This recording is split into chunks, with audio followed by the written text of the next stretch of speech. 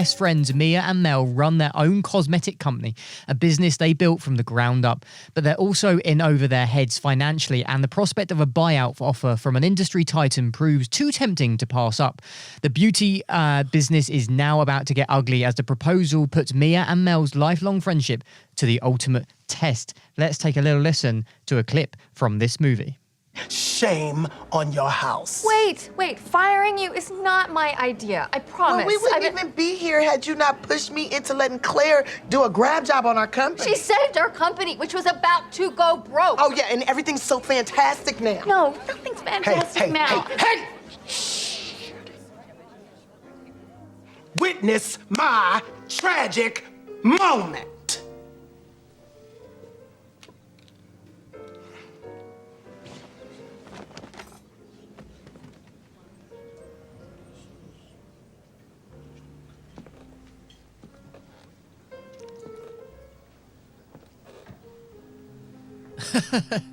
So that was a clip from the film Like a Boss, and actually it was one of my favourite scenes in the whole film where Mia and Mel have to sack one of their lifelong friends as they've been bought out by a much bigger hair and makeup company, and the woman in charge of that company is starting to really run the show and making them do things that they don't want to do, and that witness my tragic moment when you actually see his facial expressions, it's really one of the better moments of the film.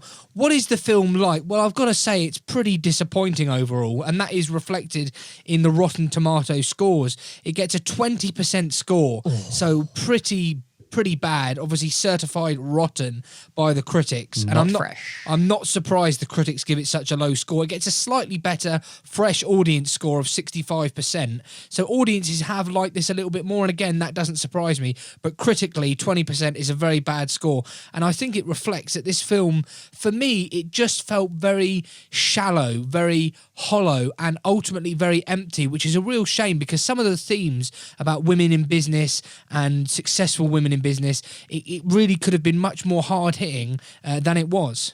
Yeah, I mean, we saw a film recently, didn't we, with, I've forgotten her name completely as well. I bet you can't even guess what film it is just from that.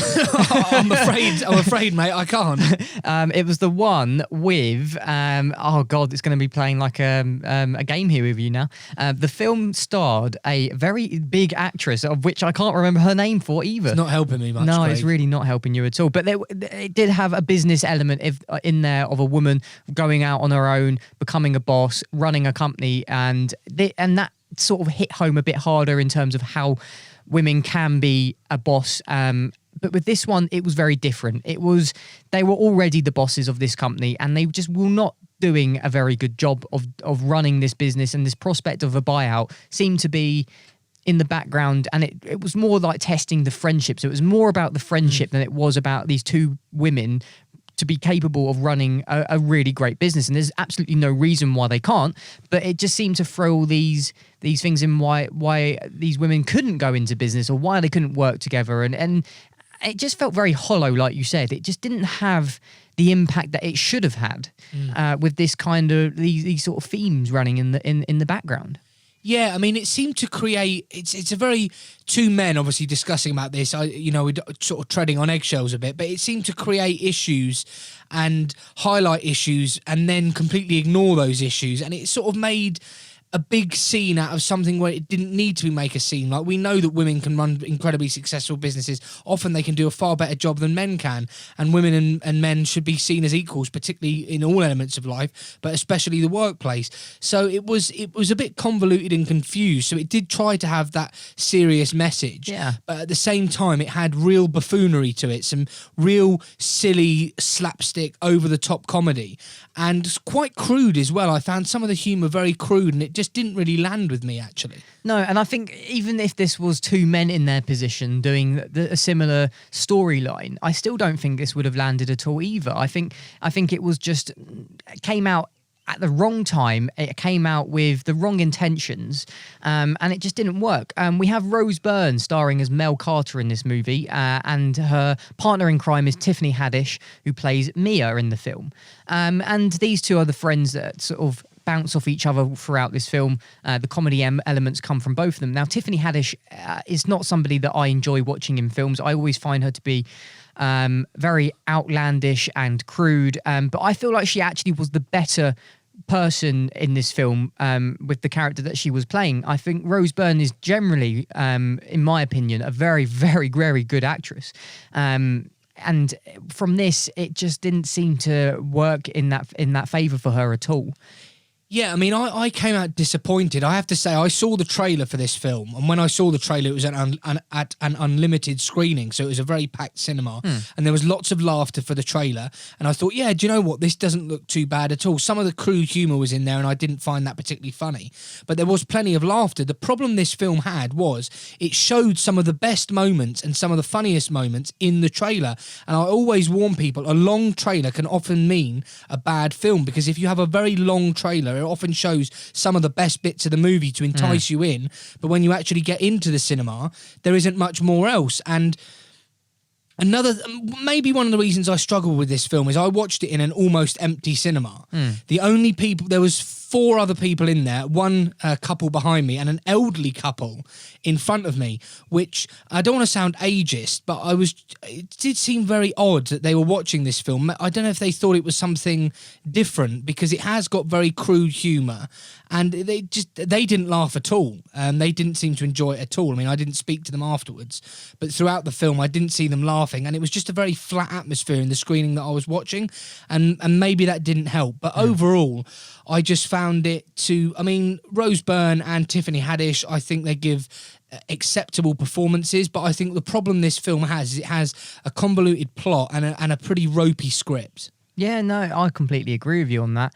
I basically didn't enjoy the film at all, to be honest with you, and I sat there in a relatively empty screening. There was a few laughs, but nothing that really encouraged me to laugh throughout the movie. I hadn't seen the trailer, so I did go into it relatively blind as well, and it just wasn't for me. Did you want anything else? Well, just Salma Hayek played Claire Luna, and I thought she played that really over-the-top, in-your-face, brash. She was like the female version of Sir Richard, which we reviewed in Greed.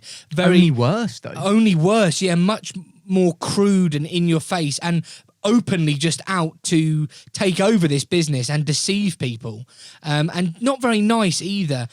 Someone in the cosmetic industry who was really trying to create this image of beauty that actually women are beautiful anyway. And that's what Mia and Mel wanted to do. They wanted to use makeup to highlight women's beauty and enhance it, whereas Claire Luna was much more about covering women in makeup and almost covering up what the natural beauty that women have.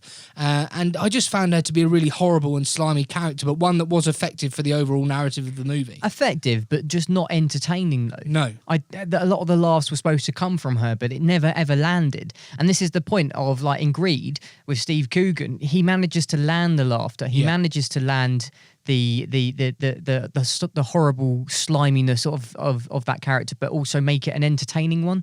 This character was the opposite, and the opposite again. And I think that comes down to the script. I think the script really lets this film down. The premise is good. Some of the humour lands, but a lot of the humour doesn't land. And I think that is basically nothing to do with the acting, but actually to do with the overall script, which the actors are given to work with. Yeah, definitely. David, I'm going to ask you the question now. Is that okay? Yes, please do. Okay, well, Like a Boss, is it worth it? Unfortunately not. Like I said, the premise is there, there's potential there, but overall the impact of the film just wasn't. I found it to be quite crude, quite underwhelming, and ultimately quite disappointing, and I think that's reflected in the 20% critic score it gets on Rotten Tomatoes. Craig, Like a Boss, is it worth it? I was going to say, you're taking the words right out of my mouth. I seem to do this all the time. And you're doing this on every single one of these reviews so far. For the next film, I'm going to ask you the question first. Okay. But for this one, Craig, Like a Boss, is it worth it? No, I do not feel this is worth going to see in the cinema. Avoid at all costs, really.